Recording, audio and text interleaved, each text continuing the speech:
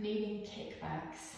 So here, we're going to start with a flexed foot, lift the knee up to hip height, and return it back down again with the leg bent. So here our target muscle is the hip extensors.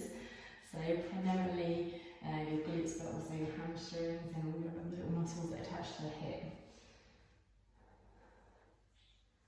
So here, yeah, particularly squeezing the bottom part of the bum. So that's how you do it without a resistance band. If you have a resistance band, a circular one, or like a hip circle, you then place it just above your knees, and come back over onto your hands and knees. Screw the hands into the floor, engage your belly, and then flexing the foot.